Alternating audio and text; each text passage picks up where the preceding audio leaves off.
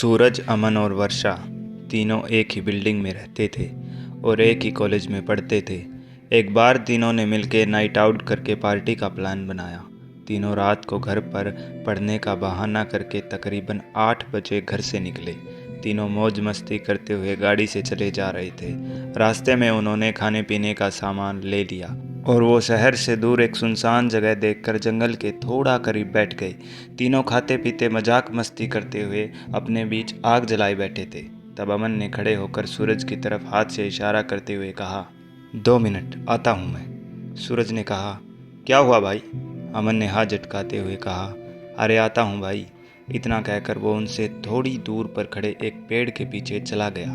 सूरज ने सोचा वो पेशाब करने गया होगा, लेकिन 10 मिनट तक जब अमन लौट कर नहीं आया तो सूरज ने अमन को पुकारा, अरे अमन, सो गया क्या भाई? लेकिन वहाँ से झिंगुरों की आवाज़ के अलावा कोई आवाज़ नहीं आ रही थी। सूरज खड़ा होकर अमन को आवाज़ देते हुए पेड़ की तरफ चला।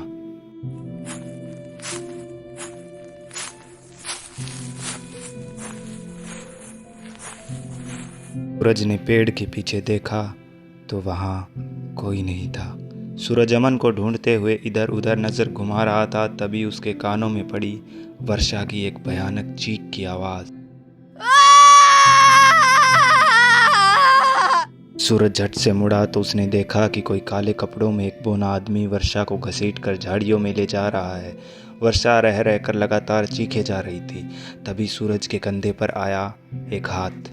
उस हाथ के साथ ही सूरज का पूरा शरीर कांपने लगा था। सूरज की पीछे मुड़ने की हिम्मत नहीं हो रही थी। तभी सूरज ने सुनी एक और आवाज़, अबे क्या हुआ, कांप क्यों रहा है? सूरज ने मुड़कर देखा तो पता लगा कि वो अमन है। सूरज हकलाते हुए अमन से बोला, भाई अभी अभी मेरी आंखों के सामने वर्षा को कोई आदमी घसीट कर ले गया। अमन ने उनके बैठने वाली जगह देखी और सूरज से बोला, कहाँ ले गया? तो सूरज ने झाड़ियों की तरफ इशारा किया। दोनों भागकर झाड़ियों के पास पहुंचे, लेकिन वहां उन्हें कोई नहीं दिखा। सूरज और अमन ज़ोर ज़ोर से वर्षा को पुकारने लगे, लेकिन थोड़ी देर बाद दोनों के कानों में पड़ी वर्षा के रोने की आवाज़।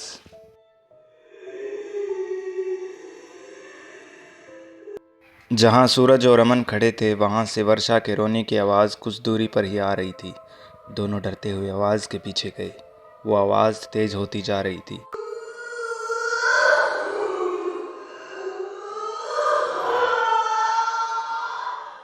जैसे ही वो आवाज़ के पास पहुंचे तो वर्षा के रोने की आवाज़ बिल्कुल शांत हो गई।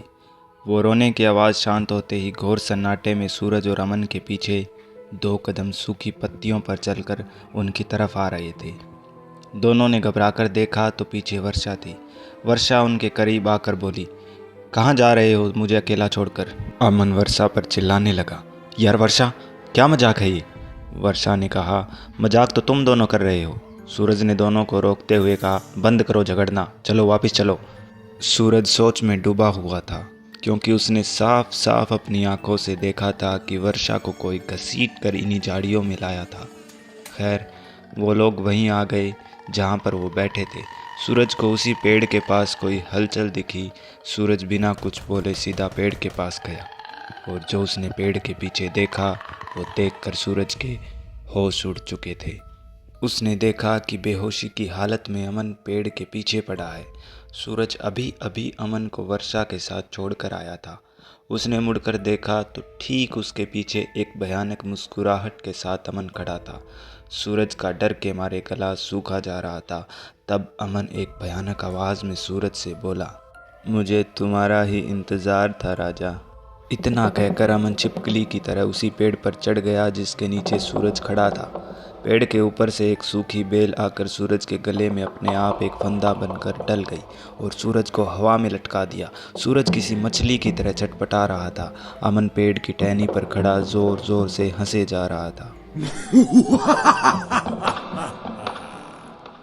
सूरज की सांसें बस कुछ ही पल में रुकने वाली थी। तभी सूरज की बंद होती आंखों ने देखा कि जहां वर्षा बेहोश पड़ी थी उसके पीछे से एक और लड़की उसकी तरफ बढ़ी। वह लड़की अमन की तरफ देखकर चिल्लाई, रुक जाओ अर्जुन, वरना मुझसे बुरा कोई नहीं होगा। तभी पेड़ पर खड़े अमन या अर्जुन ने वो बेल छोड़ दी।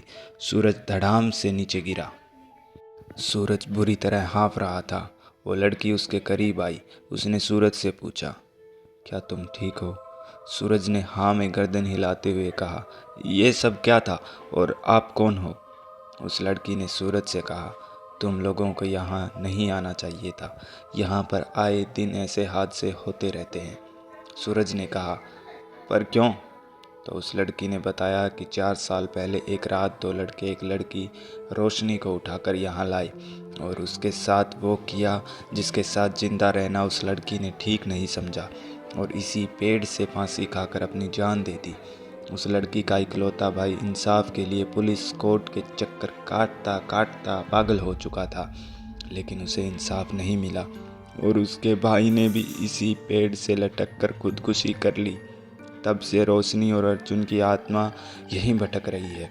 उनमें से एक लड़का पिकलू एक रात यहाँ से गुजर रहा था तो अर्जुन ने उसे इतनी दर्दनाक मौत दी कि देखने वालों की भी रूह कांप गई। अब अर्जुन और रोशनी को इंतज़ार है उस दूसरे लड़के राजा का। तुम्हारी शक्ल उस लड़के से हूबहू मिलती है, इसलिए अर्जुन ने तुम्हें मारने की कोशिश की।